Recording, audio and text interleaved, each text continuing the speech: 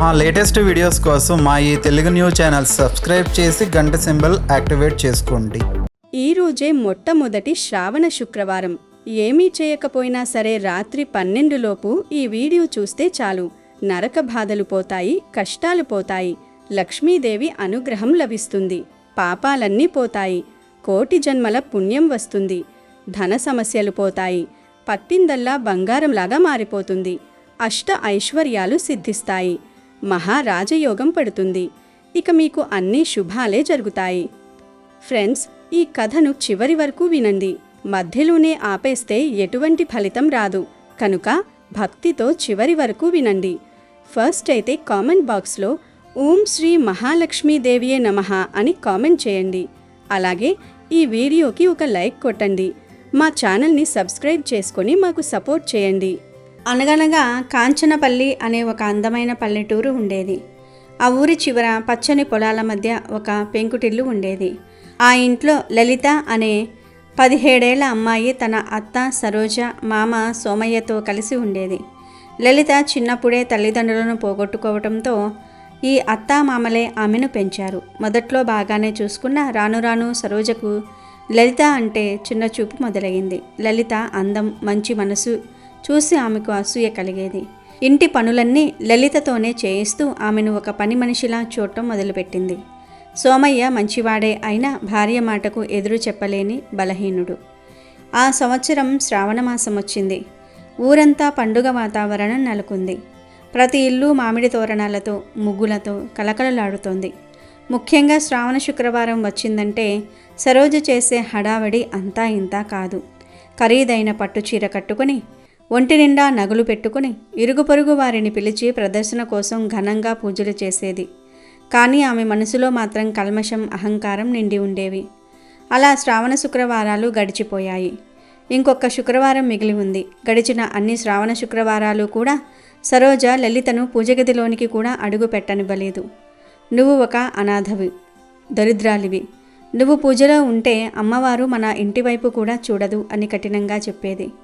లలిత కళ్ళల్లో నీళ్లు తిరిగినా ఏమీ అనకుండా వంటింట్లో ఒక మూలను కూర్చొని తన మనసులోనే అమ్మవారిని తలుచుకునేది. ఆమె భక్తి డాంబికం కోసం కాదు, కేవలం తన మనశ్శాంతి కోసం. ఇక చివరి శ్రావణ శుక్రవారం రానే వచ్చింది. ఆ రోజు ఊరిలో అందరికన్నా గొప్పగా పూజ చేయాలని సరోజ నిర్ణయించుకుంది. ముందు రోజు నుండే హడావడి మొదలుపెట్టింది. స్వీట్లు, పిండి వంటలు తయారు చేయడానికి లలితను రాత్రంతా నిద్రపోనివ్వకుండా పని చేయించింది. తెల్లవారుజామున లలిత అలసిపోయి కాస్త నడుం వాల్చుకోబోతూ ఉంటే సరోజ వచ్చి ఆమెపై నీళ్లు చల్లి లేపింది. లే బద్ధకస్తురారా, ఈరోజు ఊరిలోని వారందరినీ ముత్తైదువ తాంబూలానికి పిలిచాను. ఇల్లంతా శుభ్రం చెయ్యాలి. ఆ తర్వాత ఈ బట్టలన్నీ తీసుకుని ఊరి చివర ఉన్న చెరువు దగ్గరకు వెళ్ళి ఉతికి తీసుకురా. సాయంత్రం వరకు నా కంటికి కనిపించకు. నీ అపశకునం మొహం చూస్తే నా పూజ పాడవుతుంది అని గట్టిగా అరిచింది. ఒక పెద్ద బట్టల మూటను నెత్తిన పెట్టుకుని లలిత కన్నీళ్లతో చెరువు వైపు నడిచింది. ఆమె హృదయం బాధతో బరువెక్కింది. అమ్మా లక్ష్మీదేవి, నేనేం పాపం చేశాను? నా తల్లిదండ్రులు లేరని ఇంత చిన్న చూపు చూస్తారా?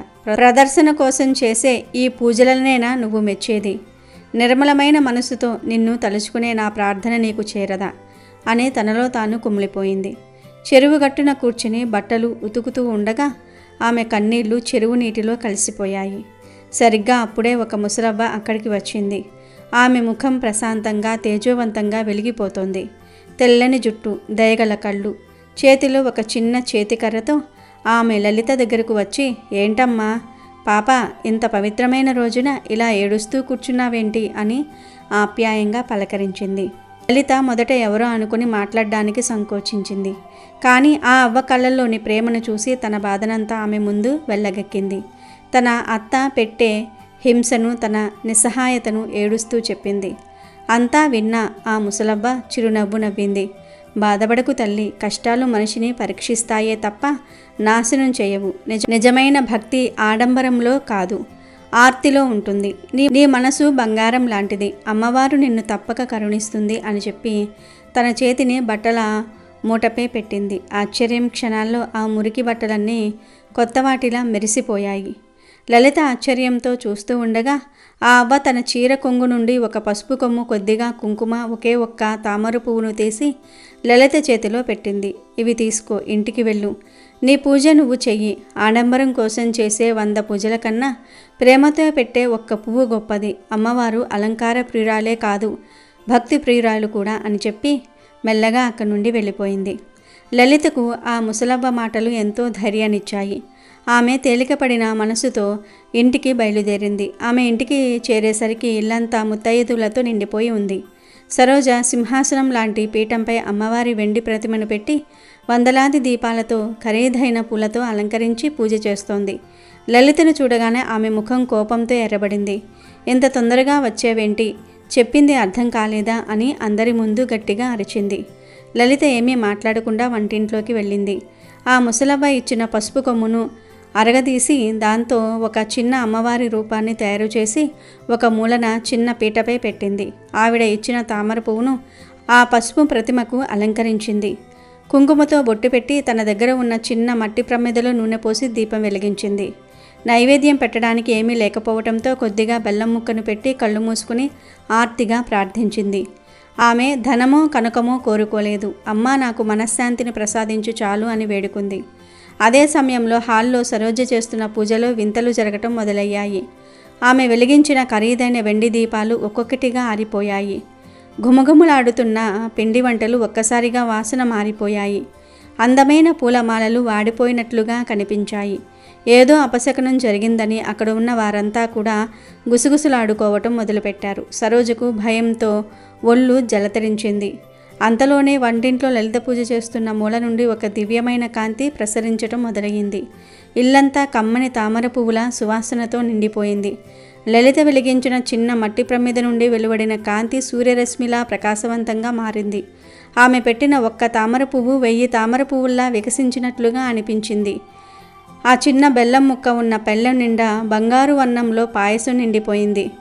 ఆ అద్భుతమైన కాంతికి, సువాసనకు ఆకర్షితులై సరోజ, అక్కడ ఉన్న ముత్తైదువులందరూ వంటింట్లోకి పరిగెత్తుకొచ్చారు. అక్కడ వారు చూసిన దృశ్యం వారిని నిశ్చేష్టులను చేసింది. లలిత కళ్ళు మూసుకొని ప్రార్థిస్తూ ఉంటే ఆమె చుట్టూ ఒక దివ్యమైన తేజస్సు ఆవరించి ఉంది. ఆమె ముందున్న పసుపు ప్రతిమలో సాక్షాత్తు లక్ష్మీదేవి నవ్వుతున్నట్లు వారికి కనిపించింది. అప్పుడు సరోజకు జ్ఞానోదయమైంది. తన అహంకారానికి, డాంబికపు భక్తికి అమ్మవారు దూరమై లలిత నిర్మలమైన భక్తికి కరిగిపోయిందని తెలుసుకుంది. పశ్చాత్తాపంతో ఆమె లలిత కాళ్ళపై పడి, నన్ను క్షమించు తల్లి, కళ్ళుండి చూడలేని గుడ్డిదాన్ని, నిజమైన భక్తి ఏదో తెలుసుకోలేకపోయాను, నువ్వే సాక్షాత్తు లక్ష్మీ స్వరూపినివి అని ఏడ్చింది. లలితకు కూడా అర్థమైంది తను చెరువు దగ్గర చూసింది లక్ష్మీదేవినే అని. ఆ రోజు నుండి సరోజ, సోమయ్య పూర్తిగా మారిపోయారు. లలితను తన కన్న కూతురి కన్నా ఎక్కువగా చూసుకున్నారు. ఆ ఇంట్లో ధనానికి లోటు లేకపోయినా అంతకు మించిన శాంతి, సంతోషం వెల్లివిరిశాయి. ఆ ఊరి ప్రజలందరికీ చివరి శ్రావణ శుక్రవారం నాడు జరిగిన ఆ అద్భుతం ద్వారా ఒక నిజం తెలిసింది. అమ్మవారు ఆడంబరాలను, అలంకారాలను కాదు, ఆర్తితో పిలిచే స్వచ్ఛమైన మనసును, నిర్మలమైన భక్తిని మాత్రమే కోరుకుంటుందని. ఎక్కడైతే ప్రేమ, దయ, స్వచ్ఛమైన భక్తి ఉంటాయో ఆ ఇంటికి అమ్మవారు తప్పక వస్తుందని అందరూ గ్రహించారు. అలాగే ఈరోజు లక్ష్మీదేవి ఒక గాజులమ్ముకునేవాడిని ఎందుకు కాపాడిందో తెలిపే ఈ పవిత్ర కథను వింటే చాలు, లక్ష్మీదేవి అనుగ్రహం కలుగుతుంది. అదృష్టం ఏదో ఒక రూపంలో మీ తలుపు తడుతుంది. ఒకానొక ఊరి చివరన ఎప్పుడూ కూలిపోవడానికి సిద్ధంగా ఉన్నట్లు కనిపించే ఒక చిన్న పూరి గుడిసె. ఆ గుడిసెలో శివయ్య, అతని భార్య గౌరీ నివసిస్తూ ఉండేవారు. శివయ్య వృత్తిరీత్యా ఒక గాజుల వ్యాపారి. వ్యాపారి అనడం కంటే తన చేతులతో కష్టపడి గాజులు తయారు చేసి ఊరూడా తిరిగి అమ్ముకుని ఒక సామాన్య పేదవాడు అనడం కరెక్ట్. ఉదయం లేచినప్పటి నుండి రాత్రి పడుకునే వరకు ఆ భార్యాభర్తలు ఇద్దరూ మట్టి కులిమి ముందు కూర్చొని రంగురంగుల గాజులను ఎంతో అద్భుతంగా తయారు చేసేవారు. ఎరుపు, ఆకుపచ్చ, పసుపు, నీలం ఇలా రకరకాల రంగుల్లో వాళ్ళు చేసే గాజులు చూస్తుంటే ముచ్చటేసేది. కానీ పాపం వాళ్ళ తలరాత మాత్రం ఆ గాజుల్లా రంగులమయంగా లేదు, కటిక దారిద్ర్యంతో నిండిపోయి ఉంది. ఒకరోజు ఉదయం శివయ్య ఎంతో దిగులుగా కూర్చుని ఉన్నాడు. అతని ముఖంలో ఏదో తెలియని ఆందోళన కొట్టొచ్చినట్లు కనిపిస్తోంది. అది గమనించిన అతని భార్య గౌరి చేతిలో ఉన్న పనిని పక్కన పెట్టి అతని దగ్గరికి వచ్చి, ఏమండి, ఏంటి ఉదయం నుంచి అలా ఒకటి ఆలోచిస్తున్నారు? ముఖం చూస్తేనే అర్థమైపోతోంది ఏదో పెద్ద బెంగ పెట్టుకున్నారని. అసలు ఏమైంది అని ఎంతో ఆప్యాయంగా అడిగింది. అప్పుడు శివయ్య నిట్టూరుస్తూ, ఏం లేదు గౌరీ, పండగ దినాలు దగ్గర పడుతున్నాయి కదా, వ్యాపారం కొంచెమైనా బాగుంటుందని ఆశపడ్డాను. కాని ఆ ఊరి మధ్యలో ఉన్న పెద్ద బజార్లో ఆ పెద్ద పెద్ద గాజుల వ్యాపారులు నాలాంటి పేదవాడిని అడుగు పెట్టనిస్తారా చెప్పు? వాళ్ళకి డబ్బు బలం, మనుషుల బలం ఎక్కువ. నాబోటివాడక్కడికి వెళితే ఏమైనా అఘాయితం చేస్తారేమో అని భయంగా ఉంది. మన చేతిలో చిల్లిగవ్వలేదు. ఈ పండగకి కూడా మనకు పస్తులు తప్పవేమో అని దిగులుగా ఉంది అన్నాడు. అది విన్న గౌరీ చిన్నగా నవ్వి, అంతేనా, దీనికే ఎందుకంతలా బాధపడిపోతున్నారు? మనకెందుకు చెప్పండి? ఆ పెద్ద బజారు, ఆ పెద్ద మనుషుల గొడవ, మనం వాళ్ళ జోలికి వెళ్ళొద్దు. వాళ్ళకి దూరంగా మన ఊరి చిన్న చిన్న సందుల్లోనే అమ్ముకుందాం. మన కష్టాన్ని, మన భక్తిని ఆ పైన ఉన్న లక్ష్మీదేవి చూసుకుంటుంది. ఆ తల్లిని నమ్ముకున్న వాళ్ళు ఎప్పుడూ చెడిపోరు అని ధైర్యం చెప్పింది. గౌరి మాటలు శివయ్యకు కొండంత బలాన్నిచ్చాయి. గౌరికి సాక్షాత్తు ఆ లక్ష్మీదేవి అంటే ఎనలేని భక్తి. ప్రతిరోజు తాను తయారు చేసిన గాజుల్లోంచి అత్యంత అందంగా వచ్చిన మొట్టమొదటి గాజుల జతను తీసి పక్కన పెడుతుంది. ఎంత కష్టం వచ్చినా సరే ఆ మొదటి జతను మాత్రం అమ్మవారికి సమర్పించకుండా అస్సలు వదిలేది కాదు. అమ్మవారే స్వయంగా వచ్చి ఈ గాజులు వేసుకున్నంత ఆనందం కలుగుతుంది నాకైతే అని మురిసిపోతూ ఉంటుంది. అయితే భూలోకంలో నిజమైన భక్తితో సమర్పించిన ఏ వస్తువైనా నేరుగా దేవుడికి చేరుతుందంటారు కదా. గౌరి భక్తి కూడా అలాంటిదే. వైకుంఠంలో సాక్షాత్తు శ్రీ మహావిష్ణువుతో కూర్చున్న ఉన్న లక్ష్మీదేవి గౌరి సమర్పించిన ఆ అందమైన రంగురంగుల గాజులను తన చేతులకు వేసుకొని మురిసిపోసాగింది. చూసారా స్వామి, నా భక్తురాలు గౌరి తన భర్త శివయ్య కష్టపడి తయారు చేసిన ఈ గాజులు ఎంత అందంగా ఉన్నాయో. వాళ్ళు రోజుకు తినడానికి తిండి లేకపోయినా నన్ను మాత్రం మర్చిపోకుండా రోజుకో రంగు గాజులను నాకు కానుకగా పంపిస్తున్నారు. వాళ్ళ నిష్కల్మసమైన భక్తికి నా మనసు కరిగిపోతోంది. ఈ గాజులకు బదులుగా వాళ్ళ దారిద్ర్యాన్ని పారద్రోలి ఏదైనా గొప్ప వరం ఇవ్వాల్సిన సమయం ఆసన్నమైంది అని విష్ణుమూర్తితో చిరునవ్వు చిందిస్తూ అంది లక్ష్మీదేవి. మరుసటి రోజు ఉదయం శివయ్య తన బుట్టలో నిండుగా కొత్త గాజులు పేర్చుకుని దేవుడికి దండం పెట్టుకుని బయలుదేరాడు. సందులు తిరుగుతూ, గాజులోయ్, రంగురంగుల గాజులు, చేతికి అందమైన మట్టి గాజులు అంటూ కేకలు వేస్తూ వెళ్తున్నాడు. శివయ్య చేసే గాజులు చాలా నాణ్యంగా, చూడముచ్చటగా ఉండటంతో ఊర్లోని ఆడవాళ్లంతా అతని దగ్గర ఎగబడి కొనుక్కుంటున్నారు. భలే ఉన్నాయన్నా నీ గాజులు, పైగా పెద్ద బజార్లో కంటే చాలా తక్కువ ధరకిస్తున్నావు అంటూ ఒక ఆవిడ మెచ్చుకుంటూ డబ్బులిచ్చింది. ఆ రోజు వ్యాపారం భలే జోరుగా సాగింది. సాయంత్రం అయ్యేసరికి బుట్టలోని గాజులన్నీ అయిపోయాయి. జేబు నిండా డబ్బులు వచ్చాయి. ఇంటికి వెళ్ళి గౌరికి డబ్బులిస్తే ఎంత సంతోషిస్తుందో అని పరుగు పరుగున ఇంటి దారి పట్టాడు శివయ్య. కానీ శివయ్య సంతోషం ఎంతోసేపు నిలవలేదు. అదే ఊరిలో ఉండే వీరబాబు అనే పెద్ద గాజుల వ్యాపారి తన రౌడీలతో కలిసి శివయ్య దారి కాశాడు. వీరబాబుకి ఈ మధ్య వ్యాపారం సరిగ్గా సాగట్లేదు. ఎందుకంటే జనాలు శివయ్య దగ్గర తక్కువ ధరకు మంచి గాజులు కొనుక్కుంటున్నారు. శివయ్యను చూడగానే వీరబాబు కళ్లలో కోపం కట్టెలు తెంచుకుంది. ఒరేయ్, నీకు ఎన్నిసార్లు చెప్పాలిరా మా ఏరియాలో వ్యాపారం చెయ్యొద్దని? నీ వల్ల నా దుకాణానికి గిరాకీ పడిపోతుంది. ఈరోజు నిన్ను ప్రాణాలతో వదిలిపెట్టను అంటూ మీద పడ్డాడు. రౌడీలు ఒక్కసారిగా శివయ్యను చుట్టుముట్టి దారుణంగా కుట్టడం మొదలుపెట్టారు. చేతిలో ఉన్న బుట్టను లాగేసి మిగిలి ఉన్న 2-3 గాజుల జతలను కూడా కింద పడేసి కాళ్ళతో తొక్కేశారు. అంతేకాకుండా ఆ రోజంతా శివయ్య కష్టపడి సంపాదించిన డబ్బులన్నీ లాగేసుకున్నారు. దెబ్బలకి తాళలేక శివయ్య రక్తం కక్కుకుంటూ అక్కడికక్కడే స్పృహ తప్పి పడిపోయాడు. శివయ్యకు మళ్లీ స్పృహ వచ్చేసరికి తన ఇంట్లో మంచం మీద పడుకుని ఉన్నాడు. తలకి బలమైన గాయం అవ్వడంతో కట్టుకట్టి ఉంది. పక్కనే గౌరి కన్నీళ్లు పెట్టుకుంటూ కూర్చుని ఉంది. శివయ్య కళ్ళు తెరవగానే గౌరి కాస్త కుదుటపడి, చూశావా, ఆ కిరాతకులు నిన్ను ఎంత దారుణంగా కుట్టారో? అసలు నువ్వు ఇంటికి ఎలా వచ్చావో తెలుసా? ఇగో ఈ అమ్మాయే నిన్ను మోసుకుంటూ తీసుకొచ్చింది అని పక్కన నిలబడి ఉన్న ఒక అందమైన, తేజస్సుతో వెలిగిపోతున్న ఒక యువతిని చూపించింది. ఆ అమ్మాయి పేరు మీనాక్షి. అయ్యా, నేను పక్క ఊరు నుంచి వస్తున్నాను. అనాథను. గుడిలో పనిచేసుకుంటూ అక్కడే పడుకుంటాను. దారిలో మీరు రక్తపు మడుగులో పడి ఉంటే చుట్టుపక్కల వాళ్ళను అడిగి మీ ఇల్లు తెలుసుకుని ఇక్కడికి తీసుకొచ్చాను. ఈ పసుపు వేసిన పాలు తాగండి, కాస్త ఒళ్ళు నొప్పులు తగ్గుతాయి అని ఎంతో ఆప్యాయంగా పాలిచ్చింది మీనాక్షి. నీ రుణం ఎలా తీర్చుకోవాలో అర్థం కావట్లేదు తల్లి అని శివయ్య అన్నాడు. అప్పుడు గౌరి ఏడుస్తూ, ఇప్పుడు మన పరిస్థితి ఏంటి? ఉన్న డబ్బులు పోయాయి, పండగ వస్తోంది, ఆయనకేమో మంచం పట్టేంత దెబ్బలు తగిలాయి, రేపటి నుంచి వ్యాపారం ఎలా సాగుతుంది అని భయపడింది. అప్పుడు మీనాక్షి నవ్వుతూ, మీరస్సలు భయపడకండి అక్క, అన్నయ్యకు పూర్తిగా నయమయ్యే వరకు మీ గాజులు నేను తీసుకెళ్ళి అమ్ముతాను, నాకు వ్యాపారం చేయడం బాగా తెలుసు అంది. గౌరి మొదట భయపడింది. వద్దు తల్లి, వాళ్ళు చాలా క్రూరులు, నిన్ను ఏమైనా చేస్తే నేను తట్టుకోలేను అంది. కానీ మీనాక్షి పట్టుబడ్డడంతో గౌరి ఒప్పేసుకుంది. మరుసటి రోజు ఉదయం గౌరి రాత్రంతా కష్టపడి చేసిన గాజులను ఒక బుట్టలో పెట్టింది. రోజూలాగే అందులో మొదటి జత తీసి లక్ష్మీదేవి పటాన్ని ముందు పెట్టి దండం పెట్టుకుంది. మీనాక్షి ఆ బుట్టను తలపై పెట్టుకుని నేరుగా చిన్న చిన్న సందుల్లో కాకుండా ఊరి మధ్యలో ఉన్న అతిపెద్ద బజారుకి వెళ్ళింది. వెళ్ళడమే కాదు, వీరబాబు దుకాణం ముందే నిలబడి గాజులు అమ్మడం మొదలుపెట్టింది. ఆమె గొంతులో ఏదో మాయ ఉంది. అందమైన గాజులు, పండగ గాజులు అని ఆమె అరుస్తుంటే బజారులో ఉన్న ఆడవాళ్లంతా మంత్రముగ్ధులైనట్లు ఆమె చుట్టూ చేరిపోయారు. క్షణాల్లో గాజులన్నీ అమ్ముడైపోతున్నాయి. ఇది చూసిన వీరబాబుకు రక్తం ఉడికిపోయింది. తన దుకాణం ముందు ఒక చిన్న పిల్ల వచ్చి గాజులమ్మడం, అందరూ అక్కడే కొనడం చూసి తట్టుకోలేకపోయాడు. వెంటనే తన రౌడీలను వేసుకుని మీనాక్షి దగ్గరకు వచ్చి, ఏమే, ఎంత ధైర్యముంటే నా దుకాణం ముందే వ్యాపారం చేస్తావే? నిన్న ఆ శివయ్య గారికి దేహశుద్ధి చేశాను, ఇప్పుడు నీ వంతు వచ్చింది, ముందు ఆ బుట్ట తీసి బయటపడేయండిరా అని అరిచాడు.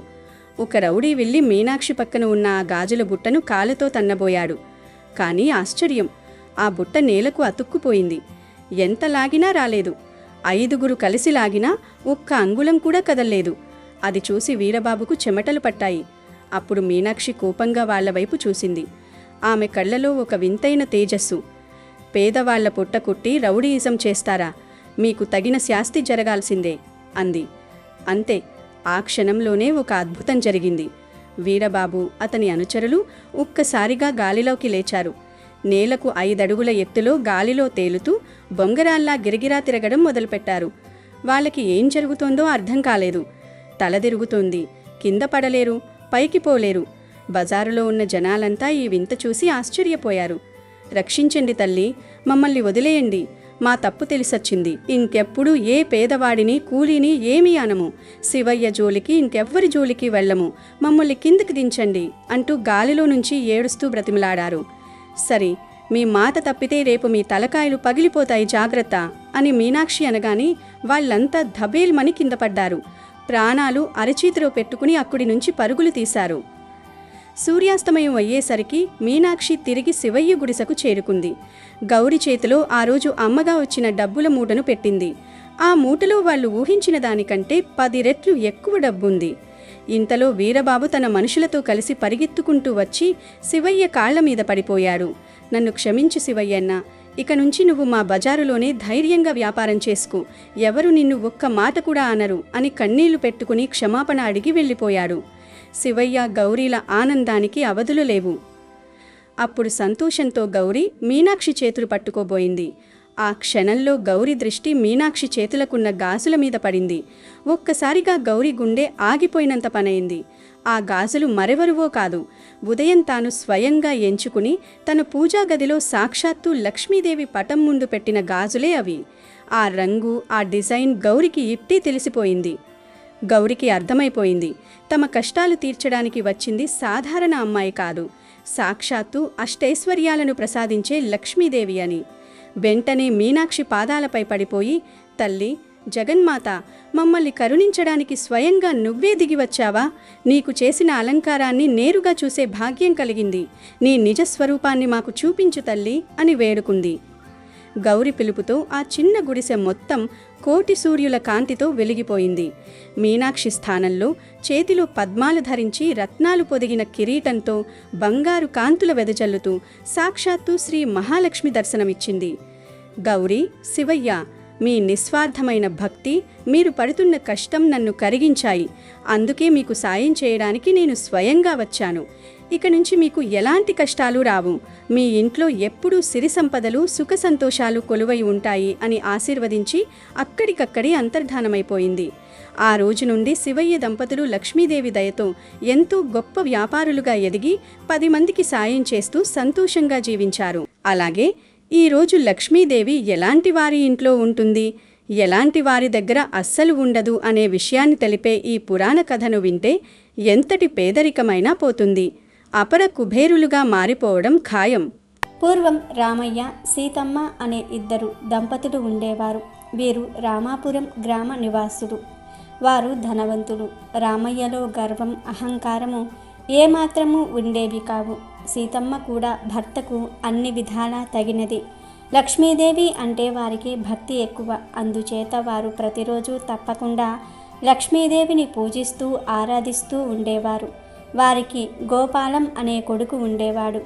ఒక్కడే కొడుకు కావటంతో అతన్ని గారాభంగా పెంచసాగారు. గోపాలం కొంతకాలానికి పెద్దవాడయ్యాడు. ఆ సమయంలో ఒకసారి సీతమ్మ రామయ్యతో, ఏమండి, మనవాడికి పెళ్లి చేస్తే బాగుంటుంది కదా, ఇంటి పెత్తనం వాడికి వదిలేసి మనం కృష్ణ రామ అంటూ విశ్రాంతి తీసుకోవచ్చు. ఈ సంగతి ఆలోచించండి అన్నది. అందుకు రామయ్య సరేనన్నాడు. ఇక గోపాలం కోసం పెళ్లి సంబంధాలు చూడటం మొదలుపెట్టారు. ఆ రామాపురం ఊరికి సమీపంలో ఉండే గ్రామంలో సంబంధం కుదిరి కొడుకుకు గోపాలంకి పెళ్లి చేశారు. కోడలి పేరు గజలక్ష్మి. కొత్త కోడలు కదా అని సీతమ్మ కోడలితో ఇంట్లో ఎలా నడుచుకోవాలి, ఏ పనులు చేసుకోవాలి, పెద్దలతో ఎలా మెలకువతో మలుసుకోవాలి అని ఆ పద్ధతులన్నీ కూడా బోధించసాగింది. ఒక రోజున సీతమ్మ కోడలితో, చూడమ్మా, లక్ష్మీదేవి మన ఇంటి ఇలవేల్పు. నీవు ప్రతిరోజు లక్ష్మీదేవిని పూజించటం మర్చిపోకు అని వివరాలు చెప్పి ఇంటి పెత్తనం మొత్తం కూడా ఆమెకు వదిలిపెట్టి ఓ ప్రక్కన పాకలో విశ్రాంతి తీసుకోసాగారు వృద్ధ దంపతులు. అలా కొన్ని రోజులు గడిచాయి. గజలక్ష్మి గయ్యాలిదని మొదట ఎవరికీ తెలియదు. అత్తమామలు బోధించిన పద్ధతులు ఆమెకు ఏమాత్రం నచ్చలేదు. ఇంట్లో కసువు ఊడ్చటం కానీ, ఇంటి బయట ముగ్గులు వేయటం కానీ, లక్ష్మీదేవిని పూజించటం కానీ పూర్తిగా మానేసింది గజలక్ష్మి. పేరుకు గజలక్ష్మి, కానీ లక్ష్మీదేవిని పూజించే మంచి మనసు ఆమెకు లేదు. గయ్యాలి అయిన గజలక్ష్మి అత్తామామలు 3 పూటలా తిని ఊరకే కూర్చోవటం సహించలేకపోయింది. ఎలాగైనా సరే అత్తమామలను ఇంటి నుంచి తరిమివేయాలని ఆమె ఉద్దేశం. ఆ కారణంగా ఆమె ఇంట్లో పనులు ఏవీ చేయకుండా మంచంపై కూర్చోవటం మొదలుపెట్టింది. రోజు భార్య చేష్టలు కనిపెట్టి చూస్తున్న గోపాలానికి ఇదేమీ అర్థం కాలేదు. గజలక్ష్మి చక్కని చుక్క. ఆమె అందానికి ముగ్ధుడైన గోపాలం భార్యను ఎదిరించలేకపోయాడు. తన భర్త తను చెప్పినట్లు చేస్తాడని, తన మాట జవదాటడని తెలుసుకున్న గజలక్ష్మి ఈసారి అందరి ముందు తన గయ్యాలితనాన్ని ప్రదర్శించింది. అత్తగారు, మీరు కసువ ఊడ్చి అంట్లు తోమండి. మామయ్య, మీరు ఈ సామానంతా కూడా తీసి ఆ గదిలో పెట్టండి అని చాకరీనంతా కూడా వాళ్ళిద్దరినీ చెయ్యమని పురాయించసాగింది. కోడలి ఆజ్ఞ వినగానే రామయ్య, సీతమ్మ ఆశ్చర్యపడ్డారు. కోడలి గయ్యాలితనం తెలుసుకుని వాపోయారు. చూడమ్మా, నీవు వస్తే అధికారం నీకప్పగించి మేము హాయిగా విశ్రాంతి తీసుకోవాలనుకున్నాము. నీవు ఇలా చేయటం పద్ధతి కాదు అన్నారు వృద్ధ దంపతులు. కానీ గయ్యాలి కోడలు గజలక్ష్మి ఎవరి మాటలను కూడా లెక్క పెట్టడం లేదు. ఆనాటి నుంచి అత్తమామల మాటలకు ఎదురు చెప్పటం, సూటిపోటి మాటలు అనటం, తిట్టటం సాగించింది గజలక్ష్మి. ఈ సంగతిని కొడుకుతో చెప్పారు తల్లిదండ్రులు. అందుకు గోపాలం భార్యను ఏమీ అనలేకపోయాడు.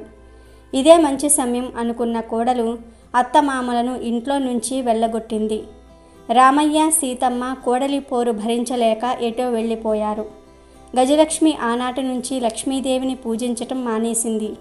ఇంట్లో శుభ్రత లేదు.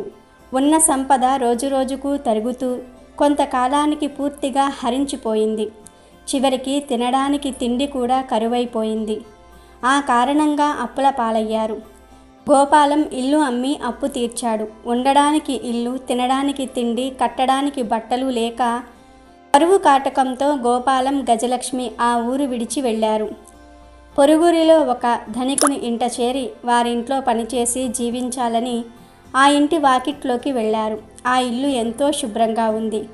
ఇంటి బయట అందంగా ముగ్గు వేయబడి ఉంది. ఓ వైపున లక్ష్మీదేవి ఆలయం కూడా ఉంది. ధనవంతుని భార్య రోజూ లక్ష్మీదేవిని పూజిస్తూ ఉంటుందని తెలుసుకున్న గజలక్ష్మి అసహ్యించుకుంది. ఇంటిలో నుంచి ధనవంతురాలైన భార్యాభర్తలు వచ్చి చూసి ఆ వచ్చిన వారు ఎవరో తెలుసుకొని కళ్ళ నీరు పెట్టుకున్నారు. ఆ ధనవంతులు ఎవరో తెలుసుకున్న గజలక్ష్మి, గోపాలం వారికి ముఖం చూపించలేక తల వంచుకున్నారు. ఎందుకంటే ఆ ధనవంతులు ఎవరో కాదు, రామయ్య, సీతమ్మ. అప్పుడు రామయ్య, సీతమ్మ గజలక్ష్మిని, గోపాలాన్ని లోపలికి రండి, ఎందుకు అక్కడ నిల్చున్నారు అన్నారు. దానికి గోపాలం, అమ్మ, నాన్న, నన్ను క్షమించండి, నేను మిమ్మల్ని అన్యాయం చేశాను అని తల్లిదండ్రుల పాదాలకు మొక్కుకున్నాడు. అప్పుడు గజలక్ష్మి అత్తమామలతో, మీరు చెప్పిన విధంగా చెయ్యక తీరని ద్రోహం తలపెట్టాను. నా గయ్యాలితనం మీకు అష్ట కష్టాలు కలిగించింది. ఇలా చేసినందుకు నన్ను మన్నించండి అని అత్తమామలను భక్తితో పూజించి వారు బికారులైన సంగతి చెప్పుకొచ్చింది. ఆ తర్వాత అత్తమామలను మీరు ధనవంతులుగా ఎలా అయ్యారు అని అడిగింది. అందుకు సీతమ్మ, చూడమ్మా, నీవు లక్ష్మీదేవిని పూజించక ఇంటిని అశుభ్రంగా ఉంచావు. అందుచేత లక్ష్మీదేవి ఇంట్లో ఉండడానికి ఇష్టపడలేదు. భక్తులమైన మమ్మల్ని లక్ష్మీదేవి వెంటాడుతూ వచ్చి మళ్ళీ అపారమైన ధనవంతులుగా చేసింది. చూశారా, లక్ష్మీదేవి మహిమ అంత దైవలీల అని చెప్పింది. మీరు ఇంటిని గంగయ్యకు అమ్మిన సంగతి తెలిసి ఆయన చేత తిరిగి ఇంటిని మేము కొన్నాము. అంతేకాదు ఇక్కడ ఈ ఇంటిని కూడా కొన్నాము అన్నది సీతమ్మ. అప్పుడు కోడలిలో దాగి ఉన్న గయ్యాలితనం పారిపోయింది. లక్ష్మీదేవి పూజ అంటే ఏమిటో పూర్తిగా తెలుసుకున్నది గజలక్ష్మి. ఆనాటి నుంచి అత్తమామలను సేవిస్తూ లక్ష్మీ పూజ చేస్తూ ఇల్లు వాకిలి శుభ్రంగా ఊడ్చి ముగ్గులు వేస్తూ ఇంటిని అలంకరించేది. అత్తమామలను సేవించేది.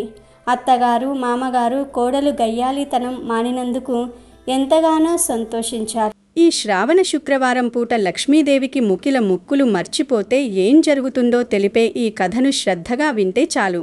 ఎలాంటి దరిద్రాలైనా పోతాయి, సకల ఐశ్వర్యాలు సిద్ధిస్తాయి. పూర్వకాలంలో కృష్ణాపురంలో రామయ్య, సుశీల అనే దంపతులు ఉండేవారు.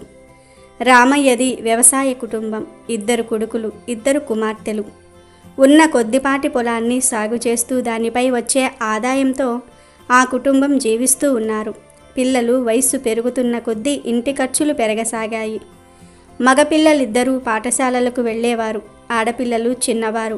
ఆదాయం పెరక్కపోవటంతో ఇల్లు గడవటం కష్టంగా ఉండేది. అలాగని ఏదైనా వ్యాపారం చేసి మరికొంత సొమ్ము సంపాదించుదామంటే రామయ్యకు ఏ వ్యాపారమూ రాదు. వచ్చే ఆ కొద్దిపాటి సొమ్ముతో ఎలాగో అలాగా నెట్టుకు వస్తూ ఉన్నాడు. సుశీల ప్రతినిత్యం క్రమం తప్పకుండా శ్రీ మహాలక్ష్మి అష్టోత్తరాన్ని పఠించేది. అలాగే రామయ్య కూడా వీలున్నప్పుడల్లా ఆ ఊరిలోని శ్రీ మహాలక్ష్మి నారాయణ ఆలయానికి వెళ్ళి స్వామి, అమ్మవార్లను దర్శించి వచ్చేవారు. రోజులు ఇలా గడుస్తూ ఉండగా ఒకనాడు వారింటికి ఒక దూరపు బంధువు వచ్చాడు. అతడు వీరింట ఒకరోజు ఉండి తిరిగి వెళ్తూ రామయ్యతో ఇలా అన్నాడు. రామయ్య, నిన్ను చూస్తే నాకెంతో బాధ వేస్తున్నది. ఈ గంపెడు సంసారాన్ని ఎలా నెట్టుకొస్తున్నావో కదా. ఇంకా ఈ పిల్లలు పెద్దవారై వారికి యుక్త వయసు వచ్చాక వారి వివాహాలు ఎలా చేయగలుగుతావు? నీవు ఆ శుభకార్యాలు ఎలా చేయగలుగుతావు? నీ సంపాదన చూస్తే చాలా తక్కువగా ఉంది. ఇల్లు గడవటమే కష్టంగా ఉంది. నీకొక విషయం చెప్తాను, విను. మా ఊరి దగ్గర అష్టలక్ష్మి దేవాలయం ఉన్నది. అక్కడ శ్రీ మహాలక్ష్మి అష్టలక్ష్ములుగా వెలిసి భక్తుల పూజలు అందుకుంటున్నది. ఆ తల్లి మహామహిమాన్వితమైనదిగా ప్రజలందరి నమ్మకం. ఈ దంపతులిద్దరూ ఒక్కసారి మా ఊరి వచ్చి ఆ దేవాలయానికి వెళ్ళి అష్టలక్ష్ములను దర్శించండి. ఆ తల్లి అనుగ్రహంతో మీకు మంచి రోజులు వచ్చి జీవితం శుభప్రదంగా గడుస్తుంది అని అన్నాడు. ఇది విని ఆ దంపతులు ఎంతో సంతోషించి త్వరలోనే తప్పక వస్తామని చెప్పారు. ఆ బంధువు వారి వద్ద సెలవు తీసుకుని ఊరి వెళ్ళిపోయాడు. ఆ మరునాడు ఉదయం లేవగానే దంపతులిద్దరూ కూడా స్నానమాచరించి పూజగదిలో నుంచుని శ్రీ లక్ష్మీ నారాయణులకు నమస్కరించారు. అప్పుడు రామయ్య ఇలా అన్నాడు. స్వామి శ్రీమన్నారాయణ, ఆర్తజన రక్షకుడవు, ఆపద్బాంధవుడవు. నిన్ను నమ్మిన వారిని రక్షించే అమృతమూర్తివి. మమ్ములను ఈ కష్టముల నుంచి బయటపడేసే మార్గం నీదే తండ్రి. ఓ శ్రీమన్నారాయణ, నీకివే మా నమస్కారములు. ఓ మహాలక్ష్మి జగన్మాత, మిక్కిలి దయతో కూడి ఉన్న నీ చూపులతో మమ్ము కరుణించు తల్లి. ఆశ్రయించిన వారిని ఎల్లవేళలా రక్షించే అమృతమూర్తివి నీవే తల్లి. దయచేసి మా కుటుంబాన్ని కరుణించి నీ అనుగ్రహాన్ని ప్రసాదించు తల్లి. వీలైనంత త్వరలోనే నీ దర్శనం చేసుకుంటాము తల్లి. ఓ జగన్మాత, నీకివే మా నమస్కారములు అని ప్రార్థించి ఆ దంపతులిద్దరూ 11 రూపాయలు పసుపు గుడ్డలో ముడుపు కట్టి పెట్టారు. కొంతకాలానికి రామయ్య, సుశీల దంపతులు ముడుపు తీసుకొని అష్టలక్ష్మి దేవాలయం దర్శనానికై బంధువులు ఊరు బయలుదేరి వెళ్లారు. ఊరి చేరేసరికి సాయంకాలమయ్యింది. రాత్రి బంధువుల ఇంట నిద్రించి ఉదయాన్నే నిత్య కృత్యాలు తీర్చుకుని అష్టలక్ష్మి దేవాలయానికి చేరుకున్నారు. సాక్షాత్తు ఆ శ్రీ మహాలక్ష్మికి నిలయమై ఉన్నందువలన ఆ ఆలయం ఎంతో సుందరంగా ఉంది. అద్భుతమైన ఆ దేవాలయ సౌందర్యం చూసి ఆ దంపతులిద్దరూ ఎంతో ఆనందపడ్డారు. అఖిలలోక సౌందర్యవతి సుమనోహరి శ్రీమన్నారాయణి ప్రియ సఖి అయిన శ్రీ మహాలక్ష్మి అష్టలక్ష్ముల రూపంలో కొలువున్న ఆ దేవాలయం ఎంతో దివ్యమైన శోభను సంతరించుకోవటంతో ఆశ్చర్యమేసింది. శ్రీలక్ష్మీనారాయణులను ప్రార్థిస్తూ ఆ దంపతుల ఆలయంలోనికి ప్రవేశించారు. అది శ్రావణమాసం కూడా కావటం చేత ఆలయమంతా ఎంతో దివ్యంగా అలంకరించబడింది. ఆలయ స్తంభాలకు అద్భుతమైన పుష్పాలు చక్కగా అలంకరించబడ్డాయి. మామిడాకుల తోరణాలు ఎంతో చక్కటి శోభను తీసుకువస్తున్నాయి. ఎటు చూసినా రంగురంగుల పుష్పాలతో కంటికి ఎంతో ఆహ్లాదకరంగా కనిపిస్తూ ఉన్నది. ఆ ఆలయ అద్భుత శిల్పకళ సౌందర్యానికి రామయ్య, సుశీల దంపతులిద్దరూ ఎంతో మురిసిపోయారు. కనివి తీరా ఆ ఆనందాన్ని ఆస్వాదిస్తున్నారు. ఆలయ మండపంలో ఒక మహాపండితుడు శ్రీ మహాలక్ష్మి వైభవాన్ని ఇలా దివ్యంగా వర్ణిస్తున్నాడు. ఓ భక్తజనులారా, ముల్లోకాలను ఎల్లవేళలా రక్షించే శ్రీ మహాలక్ష్మి బ్రహ్మదేవుని వద్ద సరస్వతిగా, శ్రీమన్నారాయణుని వద్ద శ్రీ మహాలక్ష్మీదేవిగా, పరమేశ్వరుని వద్ద పార్వతిగా బాసిల్లుతున్నది. ఆ తల్లిని కొలిచిన వారికి సర్వ సంపదలు కలుగుతాయి, సర్వ ఐశ్వర్యాలు లభిస్తాయి, దేనికి కొదువ ఉండదు, సంపూర్ణ ఆరోగ్యం కలుగుతుంది. ప్రతి నిత్యం ఆ తల్లిని స్మరించిన, కీర్తించిన సర్వ శుభాలు కలుగుతాయి. ఆ రోజంతా జయప్రదంగా గడుస్తుంది అని చెప్తున్నాడు. రామయ్య దంపతులు ఆ పండితుడు చెప్పిన విశేషాలన్నీ కూడా విని అక్కడి నుండి బయలుదేరి ముందుగా ఆదిలక్ష్మి ఆలయం వద్దకు వచ్చారు. అద్భుత తేజస్సుతో ప్రకాశిస్తూ ఉన్న ఆ తల్లికి నమస్కరించి అటు తర్వాత ధాన్యలక్ష్మి వద్దకు వచ్చారు. ధాన్యలక్ష్మిని ఎన్నో విధాలా స్తుతించి తర్వాత ధైర్యలక్ష్మి, గజలక్ష్మి, సంతానలక్ష్మి, విజయలక్ష్మి, విద్యాలక్ష్మి, ధనలక్ష్ములను దర్శించారు. ఎంతో దివ్యమైన తేజస్సుతో అద్భుతమైన పట్టు వస్త్రాలతోనూ రకరకాల దివ్య ఆభరణాలతోనూ అష్టలక్ష్ములందరూ కూడా ఎంతో అద్భుతంగా దర్శనం ఇచ్చారు.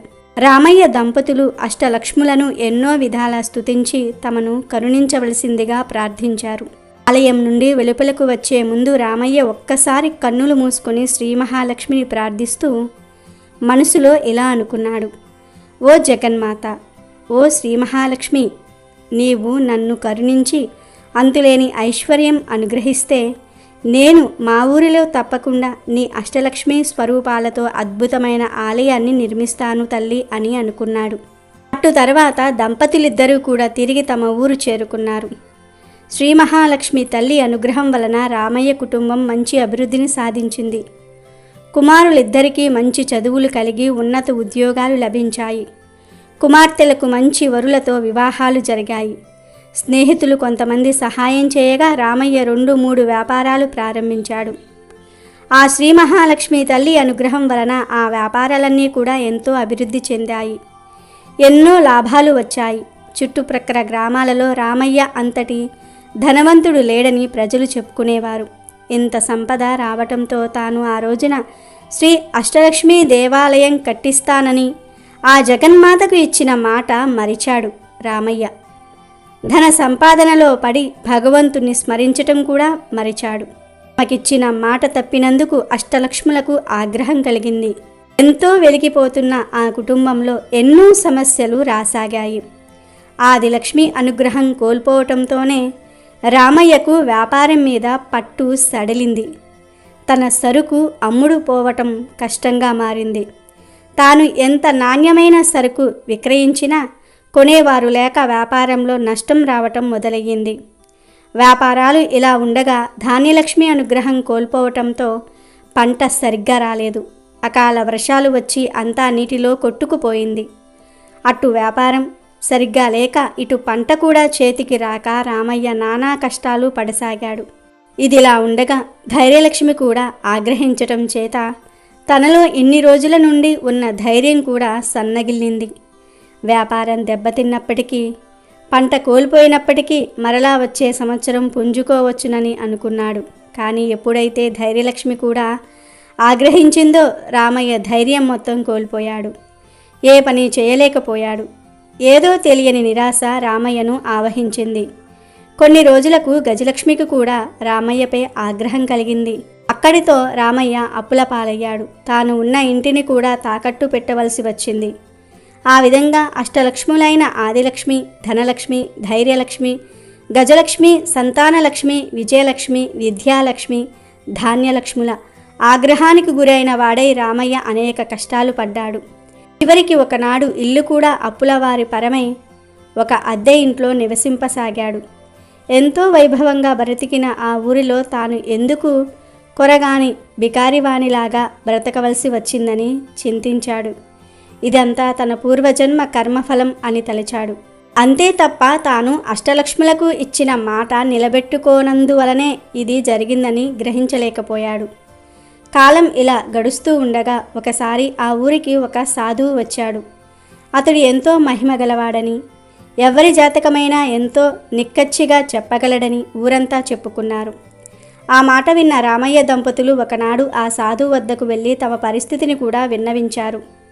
వీరి మాటలన్నీ కూడా సావధానంగా విన్న ఆ సాధువు కన్నులు మూసుకొని కొద్దిసేపు ధ్యానం చేసి ఏదో స్మరించిన వాడై కన్నులు తెరిచి రామయ్య దంపతులతో ఇలా అన్నాడు: నాయనలారా, శ్రీ మహాలక్ష్మి అనుగ్రహం కోల్పోవటం వల్లనే మీకు ఈ గతి పట్టింది. నీవు ఒక్కసారి నీ బంధువు ఊరు వెళ్ళినప్పుడు అక్కడ ఉన్న అష్టలక్ష్మి ఆలయానికి వెళ్ళి ఆ తల్లులందరినీ కూడా దర్శించి వారికి ఒక అద్భుత ఆలయం మీ ఊరిలో కూడా కట్టిస్తానని మొక్కుకున్నావు. కానీ ఎంతో ధనం సంపాదించిన తర్వాత నీవు కాలక్రమేణా ఆ మాట మరిచిపోయావు. ఆ తల్లులందరూ కూడా నిన్ను అనుగ్రహించటం వలనే నీవు వ్యాపారంలో ఎంతో లాభాలు ఆర్జించటం జరిగింది. నీ పంటలన్నీ కూడా ఎంతో ఎక్కువ దిగుబడిని ఇచ్చాయి. కానీ నీవు ఈ విషయం గ్రహించక ఆ అష్టలక్ష్ముల ఆగ్రహానికి గురైనావు. ఆడిన మాట తప్పటం వలన నీకు దుస్థితి పట్టింది అని అన్నాడు. అప్పుడు రామయ్య ఆ సాధువుతో, స్వామి, ఇప్పుడు నాకు గుర్తుకు వచ్చింది. నేను మా ఊరిలో అష్టలక్ష్మి దేవాలయం కట్టిస్తానని అన్నమాట నిజమే. కానీ నాకు ఐశ్వర్యం కలుగగానే కానరాని అహంకారంతో పడి ఆ తల్లులకు ఇచ్చిన మాట మరిచాను. ఇప్పుడు ఉన్న పరిస్థితుల్లో ఎలా తీర్చగలను?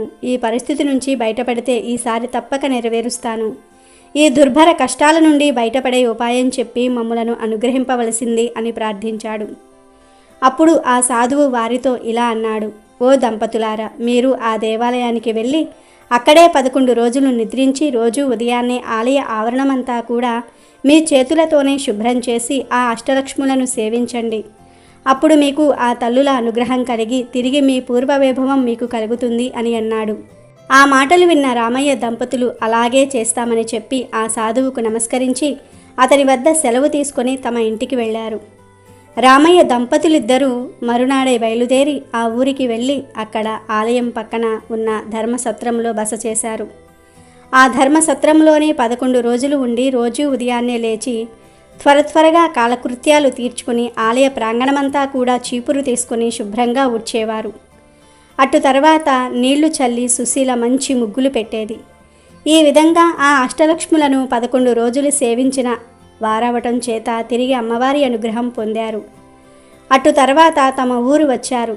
ఆ మరునాడే ఎప్పుడో దేశాంతరాలు వెళ్ళిన ఒక పాత స్నేహితుడు కలిసి రామయ్య దీన పరిస్థితిని తెలుసుకొని ఎంతో బాధపడి, తిరిగి ఏదైనా వ్యాపారం ప్రారంభింపవలసినదిగా కొంత సొమ్ము ఇచ్చాడు. అది శ్రీ మహాలక్ష్మి అనుగ్రహం తప్ప మరి ఒకటి కాదని ఆ దంపతులు తలిచారు. జగన్మాత అనుగ్రహంతో కొద్ది రోజులలో వ్యాపారం ఎంతో అభివృద్ధి చెందింది.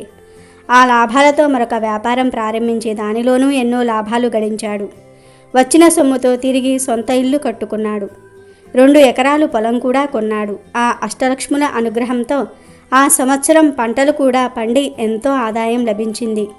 2 సంవత్సరాల్లో పోగొట్టుకున్న దానికంటే ఎక్కువ సంపాదించాడు.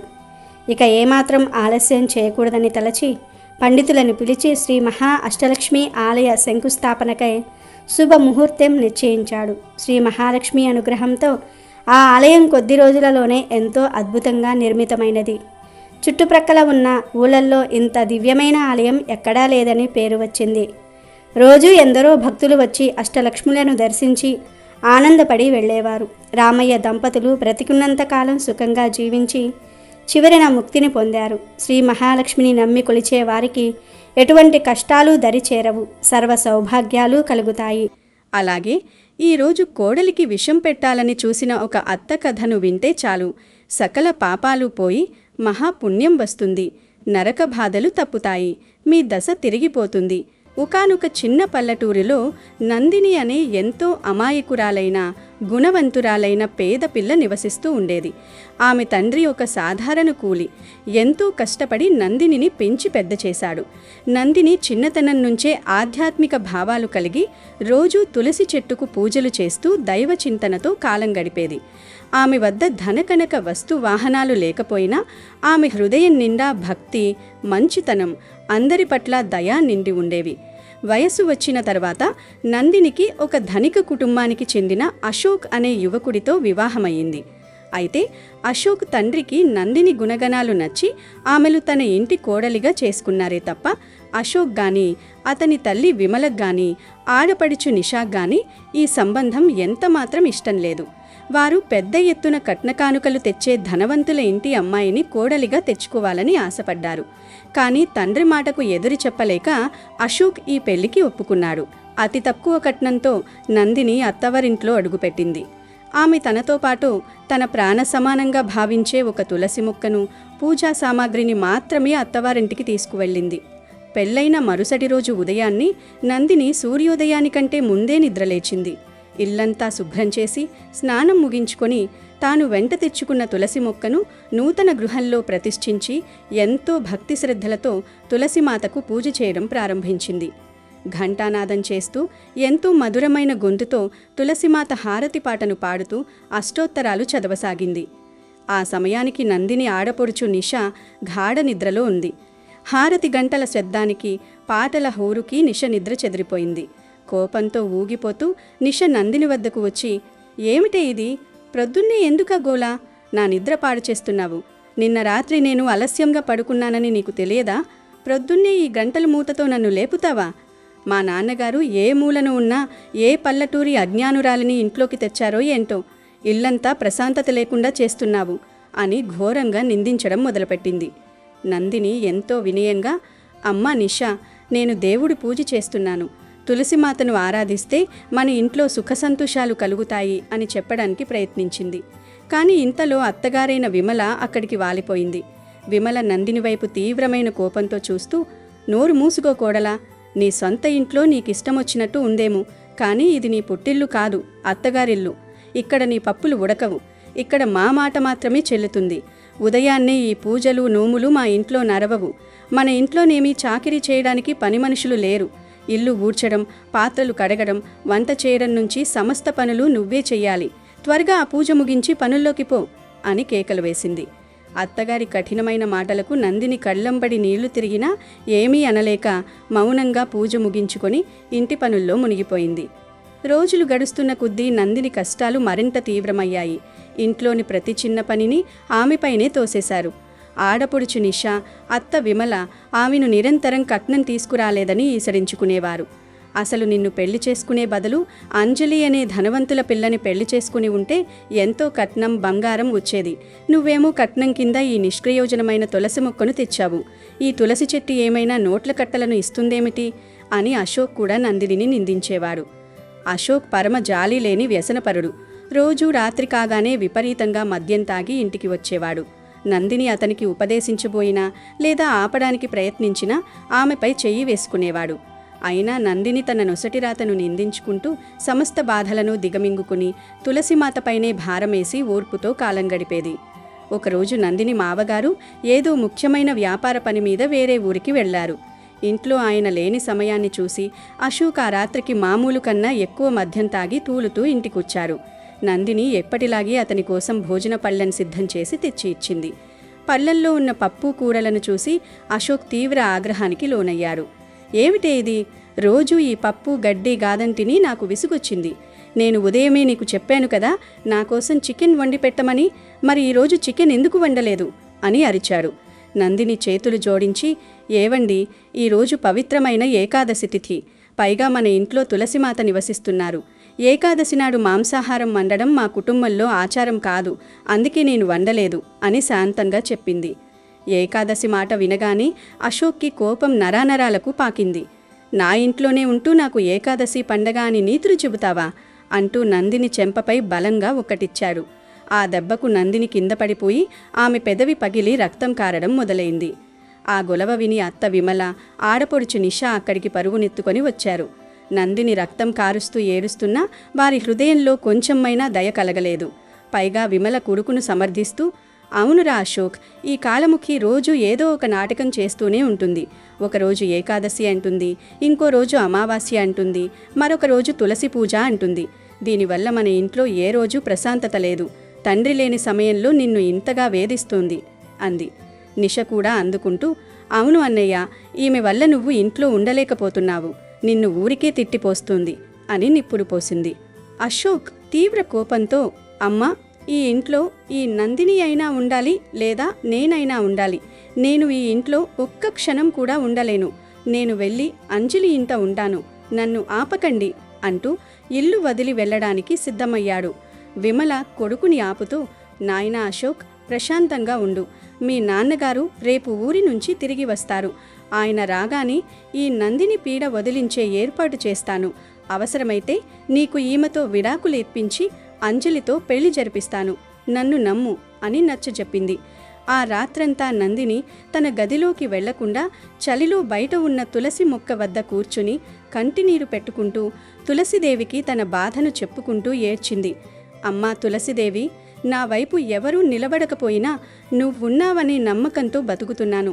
నా సంసారాన్ని నువ్వే కాపాడు అని వేడుకుంది. మరుసటి రోజు ఉదయం నందిని మామగారు ఊరి నుంచి తిరిగి వచ్చారు. ఇంట్లో జరిగిన ఘోరాల గురించి, అశోక్ ప్రవర్తన గురించి, విమల నిషాల వేధింపుల గురించి ఆయనకు తెలిసింది. ఆయన తీవ్రమైన ఆగ్రహంతో ఊగిపోయారు. అందరినీ హాల్లోకి పిలిచి గర్జించారు. విను విమల, విను అశోక్, మీ అందరి చెవులు విప్పి వినండి. నందినిని ఈ ఇంటికి మహాలక్ష్మిలా నేను తెచ్చాను. ఆమె ఈ ఇంటి కోడలు, ఈ ఇంటి మహారాణి. ఆమె ఈ ఇల్లు వదిలి ఎక్కడికి వెళ్ళదు. అశోక్, నువ్వు ఆమెకు విడాకులు ఇవ్వడం కుదరదు. ఒకవేళ నువ్వు నా మాట కాదని విడాకులు ఇస్తే నిన్ను నా ఆస్తిపాస్తుల నుంచి పూర్తిగా వేరు చేస్తాను. రూపాయి కూడా నీకు దక్కకుండా నా ఆస్తినంతటిని నా కోడలు నందిని పేరిటే రాసేస్తాను అని హెచ్చరించారు. మామగారి నిర్ణయం వినగానే అశోక్, విమల, నిషాలు తీవ్రంగా దిగ్భ్రాంతి చెందారు. అశోక్ కోపంతో ఊగిపోతూ, చూశావా అమ్మా, ఈ నందిని నాన్నగారికి ఏం మందు పెట్టిందో తెలీదు. నాకంటే ఈమెకి ఎక్కువ విలువ ఇస్తున్నారు. నేను ఈ ఇంట్లో ఒక్క క్షణం కూడా ఉండను అని అరిచి తన బట్టలు సర్దుకొని ధనవంతురాలైన అంజలి ఇంటికి వెళ్ళిపోయాడు. కొడుకు ఇల్లు వదిలిపోవడానికి నందినియే కారణమని అత్త విమల మనసులో విషం నింపుకుంది. నందినిని ఎలాగైనా ప్రాణాలతో లేకుండా చేస్తేనే తమ సమస్య తీరుతుందని, కొడుకు తిరిగి వస్తాడని ఘోరమైన కుట్ర పన్నింది. నందినిని చంపడానికి ఒక దారుణమైన పథకం ఆలోచించింది. ఒకరోజు విమల నందిని ఇంట్లో ఒంటరిగా ఉన్న సమయాన్ని చూసి వంటగదిలోకి వెళ్ళి రుచికరమైన బియ్యం పాయసాన్ని తయారు చేసింది.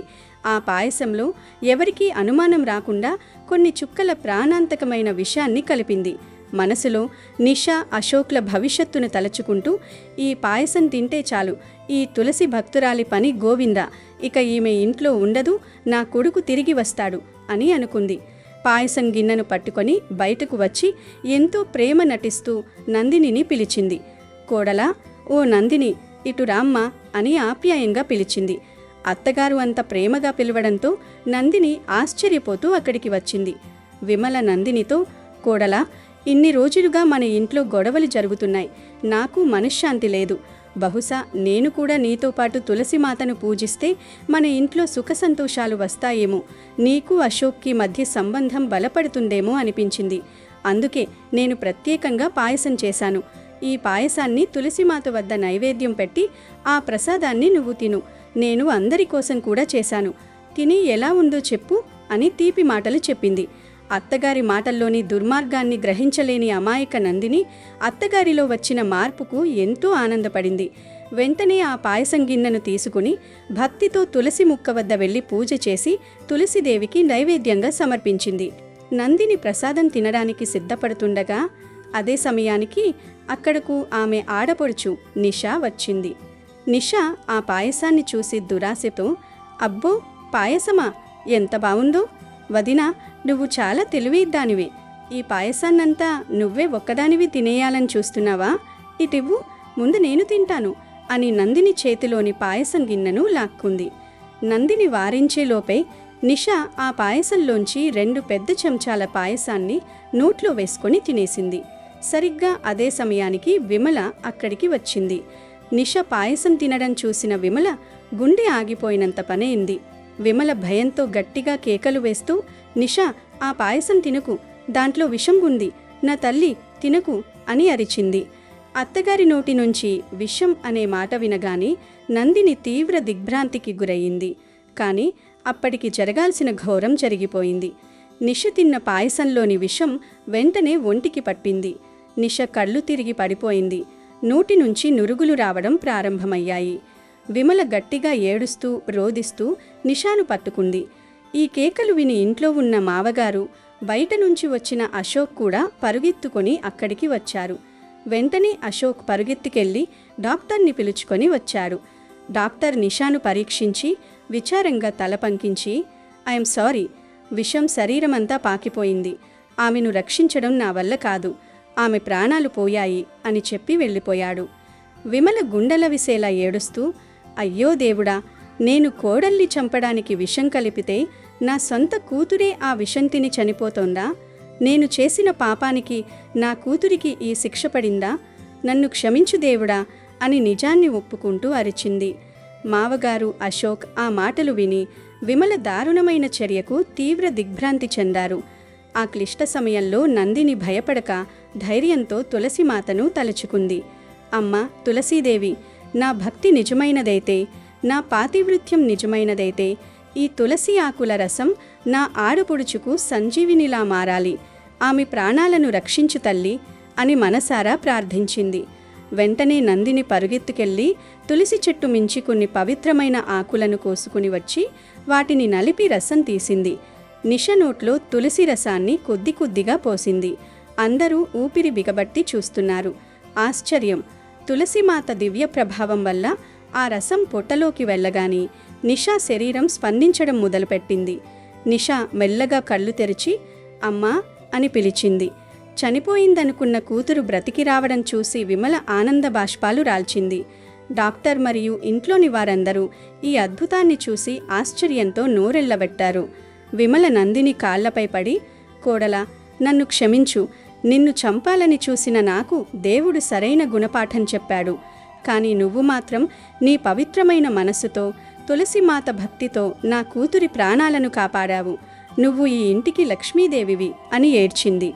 ఆడపొడుచు నిష కూడా నందిని చేతులు పట్టుకొని తన పాత ప్రవర్తనకు క్షమాపణ కోరింది.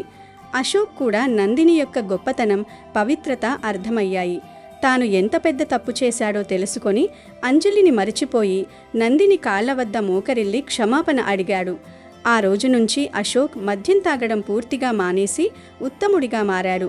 అత్త, ఆడపొడుచు, భర్త అందరూ కలిసి నందినిని ఎంతో ప్రేమగా, గౌరవంగా చూసుకోవడం ప్రారంభించారు.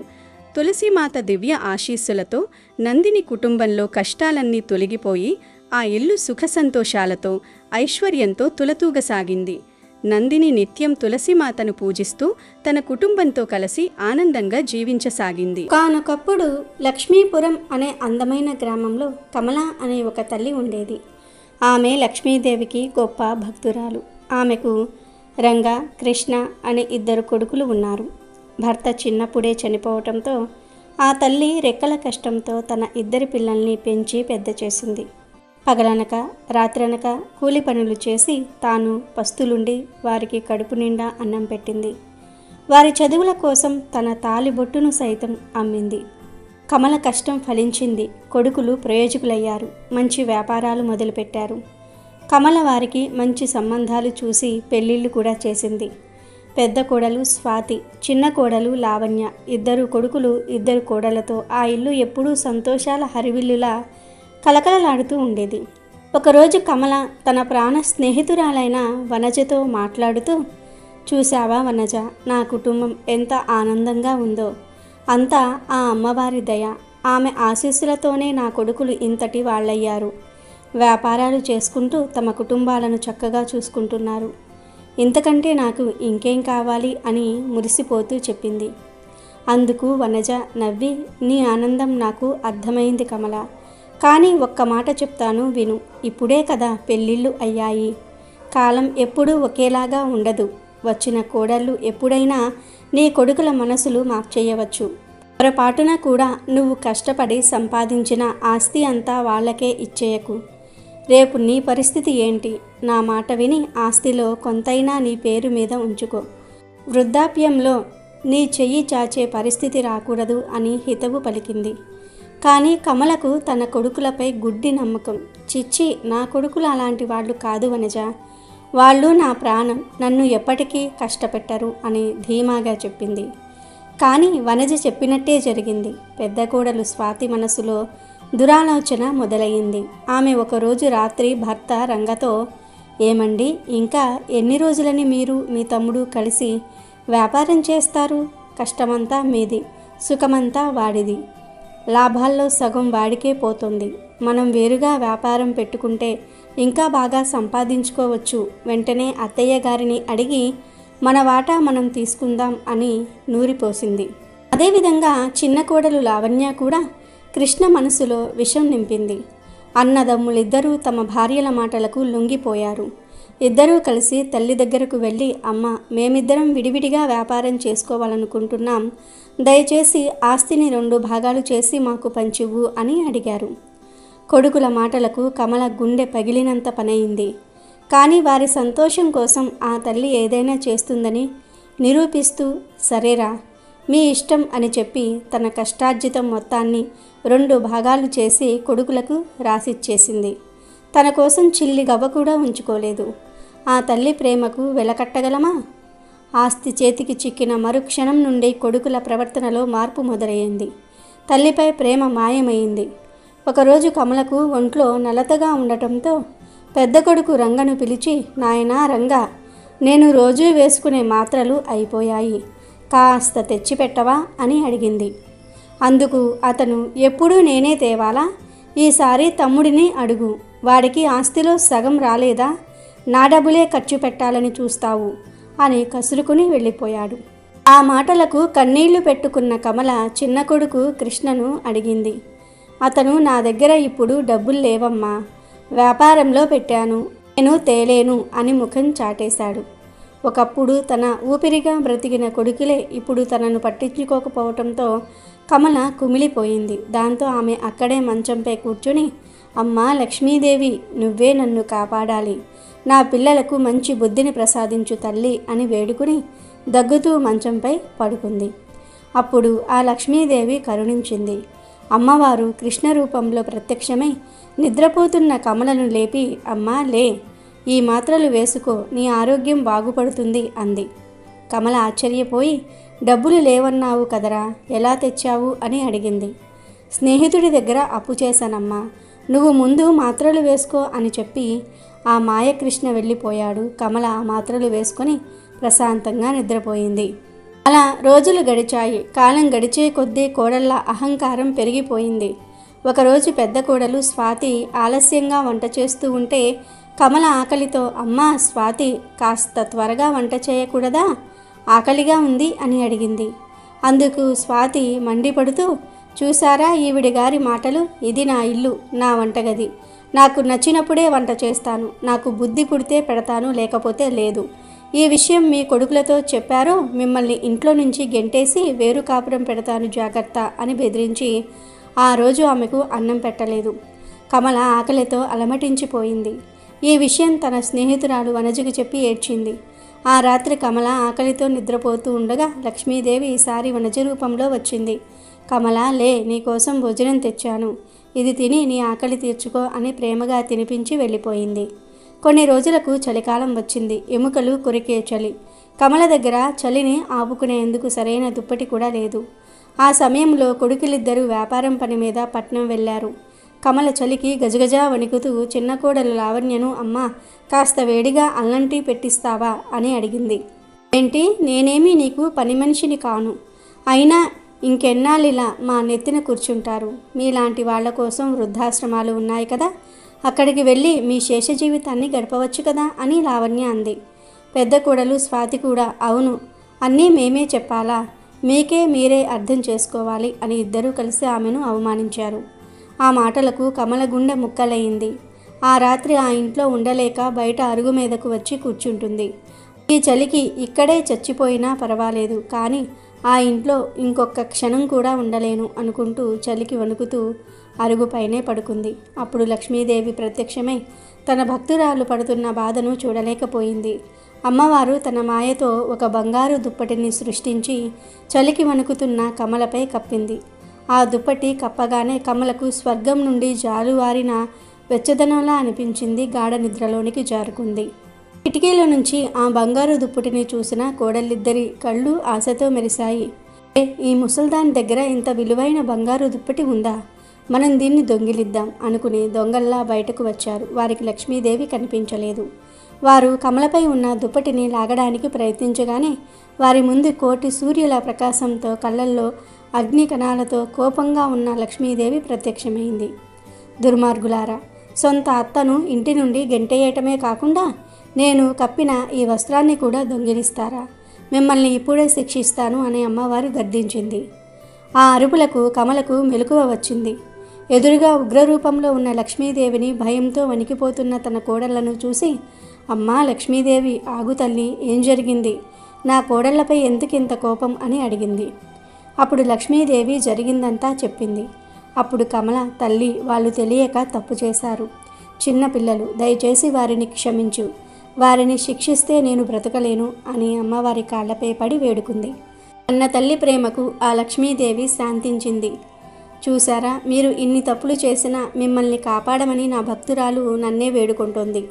ఈరోజు ఆమె పుణ్యమా అని మీరు బ్రతికిపోయారు. ఇంకొకసారి నా భక్తురాలి కంట నీరు వస్తే మిమ్మల్ని కాటికి పంపటం ఖాయం అని హెచ్చరించింది.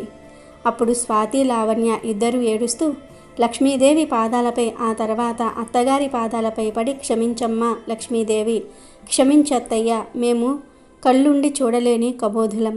మిమ్మల్ని ఎంతో బాధ పెట్టాము. ఇంకెప్పుడు ఇలా చేయము. మిమ్మల్ని కంటికి రెప్పలా చూసుకుంటాము అని మాటిచ్చారు.